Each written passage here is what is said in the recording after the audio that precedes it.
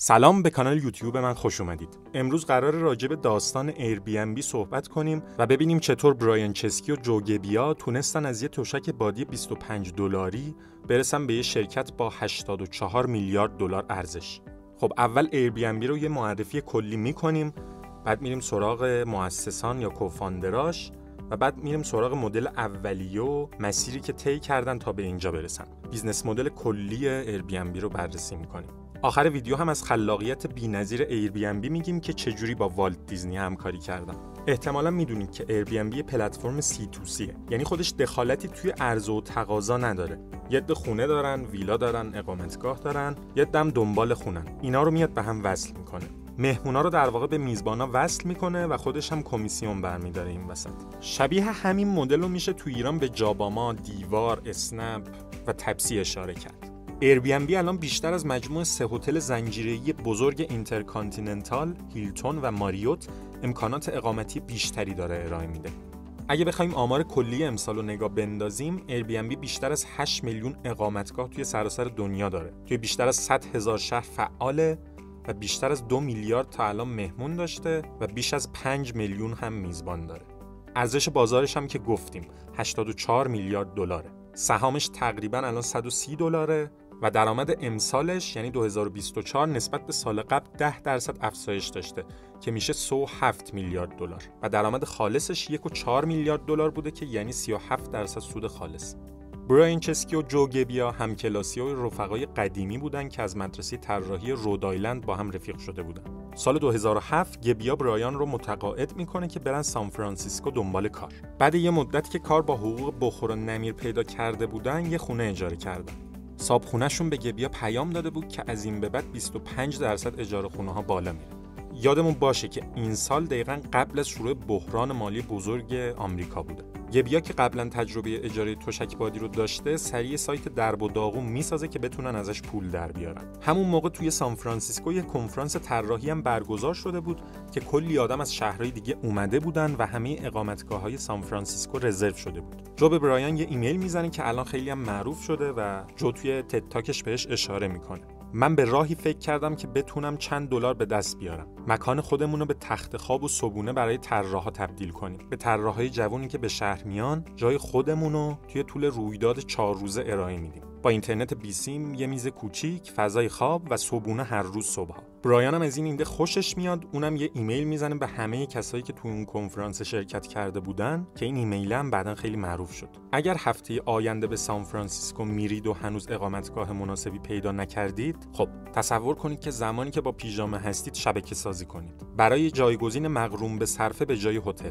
خودتون رو توی خونه یکی از همکارای صنعت طراحی تصور کنید که تازه از چرت زدن روی تشک هوایی بیدار شدید و درباره رویدادهای بعدی روز توی پاپ تارت ها و اوجی گپ بزنید. خلاصه که این ایدهشون گرفت و با اجاره دادن یه تشک بادی شبی $80 از مسافرها گرفتن و تونستن یه مقدار کمی پول جمع کنن. اما فقط این نبود. اونا فهمیدن به جز این که میتونن پول در بیارن، با آدمای جدیدم دوست میشن. بعد از اینکه با رفقا و خانواده‌شون درباره تجربهشون صحبت کردن، به یه ایده تجاری جدید رسیدن. کمک به مردم برای اجاره اتاقای اضافیشون. اونا در واقع از اقتصاد اشتراکی استفاده کرده بودن که اجاره خونه رو تسهیل کنن. به این مدل بیزنسی میگن پیر تو پیر یا C2C یا تو ساید پلتفرم. معمولا مشتری این مدل‌ها کسایی هستن که براشون نمیارزه کل خدماتو صاحب بشن یا بخرن. مثلا برای طرف نمیارزه وقتی میخواد بره سفر اونجا یه خونه بخره، یا مثلا برای یه کشاورز شاید نیارزه کلی وسیله کشاورزی و مزرعه داری بخره، میره از رول ماکو اجاره میکنه. خلاصه برایان و جو تصمیم گرفتن ایده خودشون رو تست کنن. سال 2008 توی آستین تگزاس یه کنفرانسی قرار بود برگزار بشه. یه مراسم موزیک، فیلم و مدیا که هر سال برگزار میشد، هنوزم برگزار میشه.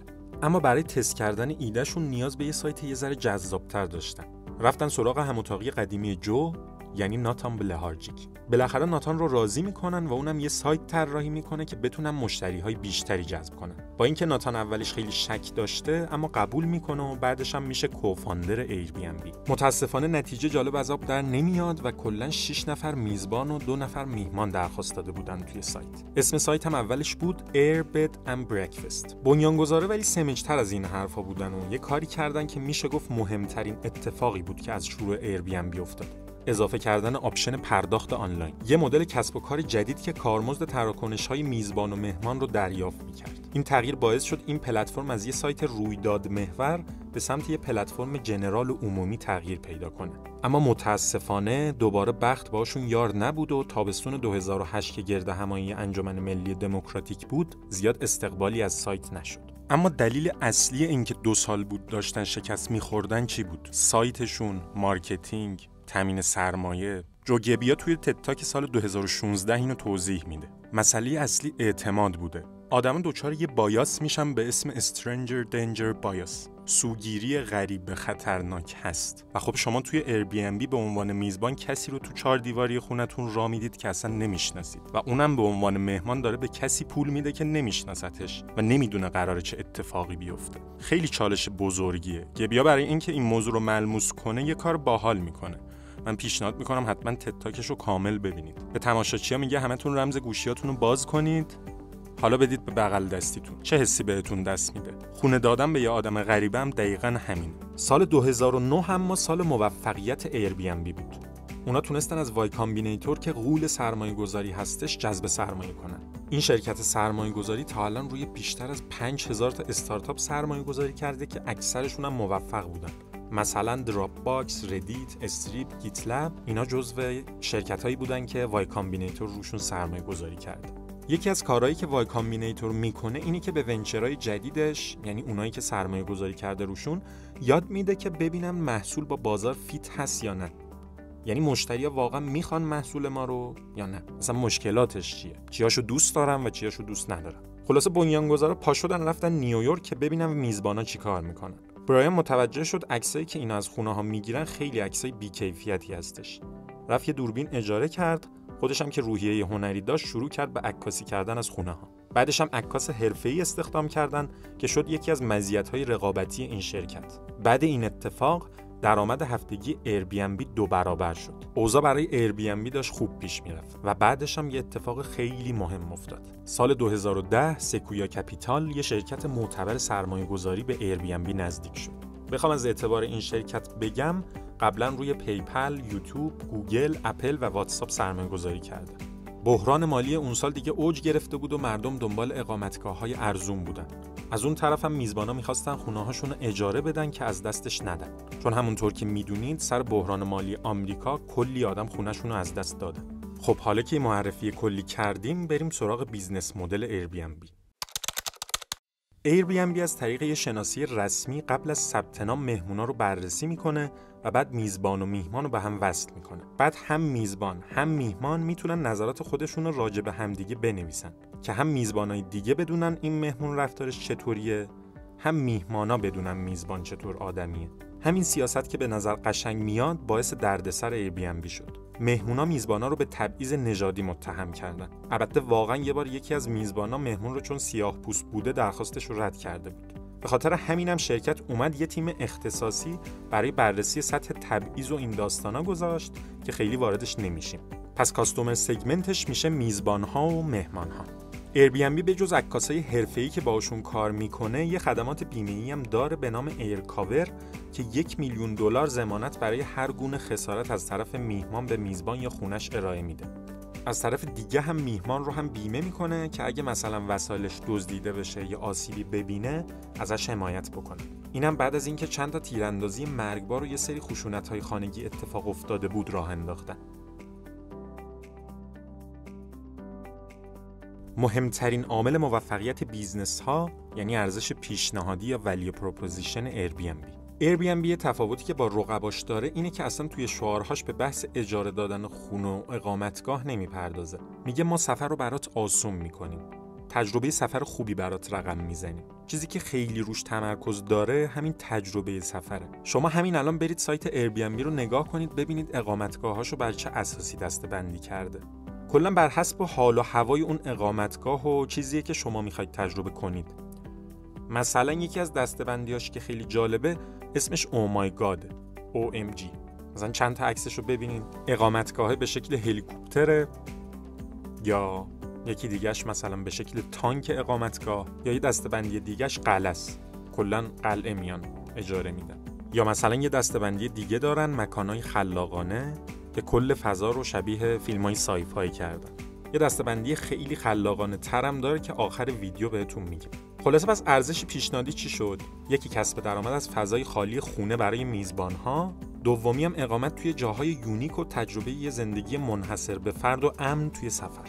ایربی‌ان‌بی خیلی رابطه خوبی با مشتری‌ها داره و به خاطر همینم برایان چسکی در مورد سهامی شدن شرکتش مخالفت میکرد و میگفت قصد ما بازار راه انداختن و رشد سهام نیست. شاید اگه دو تا از مهمترین ویژگی‌های ارتباط با مشتری رو بگیم، یکی دادن پیشنهادهای شخصی سازی شده است و دومی هم پشتیبانی مشتریانشه که نه تنها از رقباش خیلی بهتره، که میشه گفت که توی شرکت‌های خیلی تاپ دنیا هم جزو بهترین هاست توی پشتیبانی مشتریان. راه‌های ارتباطی: از طریق چه کانالایی مشتری‌ها از ایربی‌ان‌بی استفاده می‌کنن؟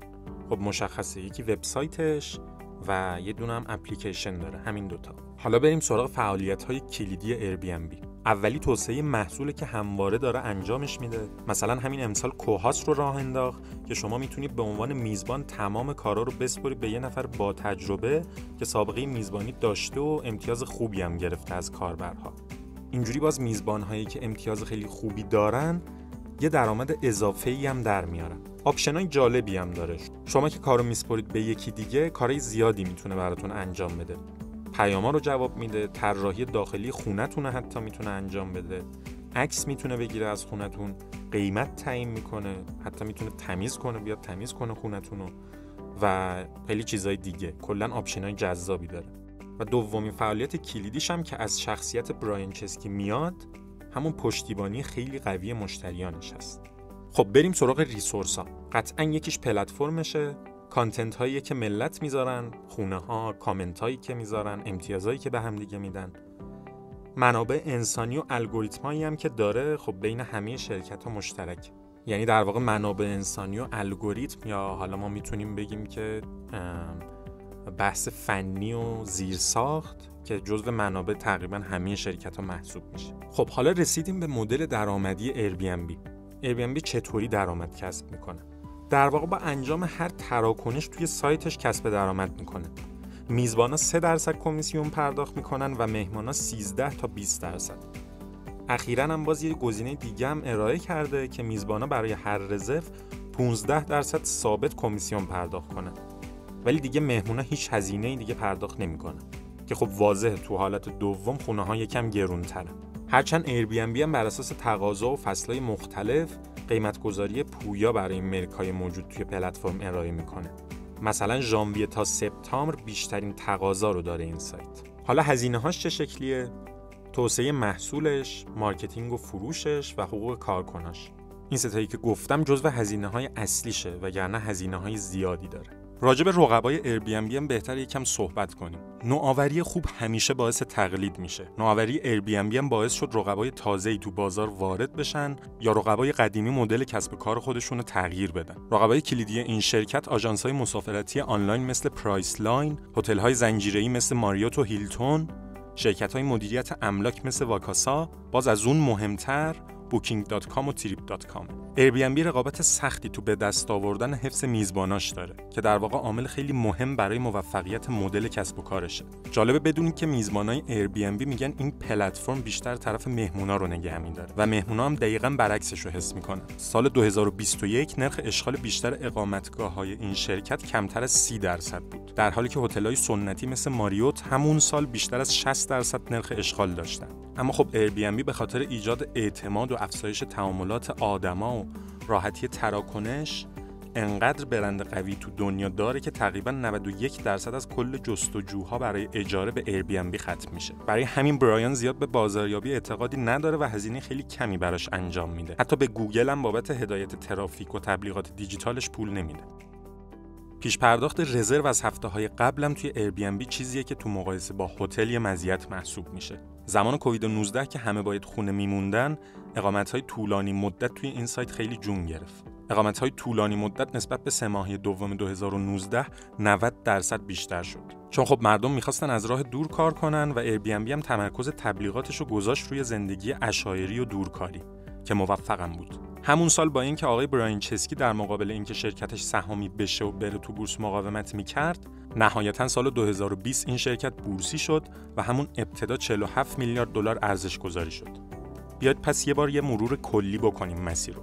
سال 2007 شروع داستان تشک بادی و صبونه بوده. 2008 ناتان رو میارن تو تیم و میشه یکی از کوفاندرها. سال 2009 تو گردهمایی دموکرات‌ها و جو انتخاباتی باز شکست میخورن و میرن سراغ فروش غلات صبونه با عکس اوباما و رقیبش و $30,000 کاسب میشن. 2010 نقطه عطف ایربی‌ان‌بی بوده که از وای کامبینیتور میتونن جذب سرمایه کنن. 7 سال میریم جلوتر، 2017 میتونن اعتماد خیلی از سرمایه‌گذارا رو جذب کنن و بازم جذب سرمایه میکنن و ارزش شرکت به 31 میلیارد دلار میرسه و تو این فکر بودن که وارد بورس بشن که سال 2020 غولی به اسم کرونا خیلی از شرکت‌ها رو از پا در میاره و ایربی‌ان‌بی هم مجبور میشه 25% از کارمنداشو اخراج کنه. سهام شرکت به شدت افت میکنه، اما دسامبر همون سال دوباره به اوج برمیگردن. توی این 4 سال هم رشد مثبتی داشته و همونطور که اول ویدیو گفتم الان ارزش شرکت 84 میلیارد دلاره. خب رسیدیم به انتهای ویدیو، اما قبل از اینکه خداحافظی کنیم اون کار خلاقانه‌ای که با همکاری والت دیزنی انجام دادن و قول داده بودیم که بگیم. انیمیشن آپ حتما یادتون هست. ایربی‌ان‌بی با همکاری پیکسار اومدن یه خونه درست کردن که توی آسمون معلقه. عین همون چیزی که توی انیمیشن آپ می‌بینید.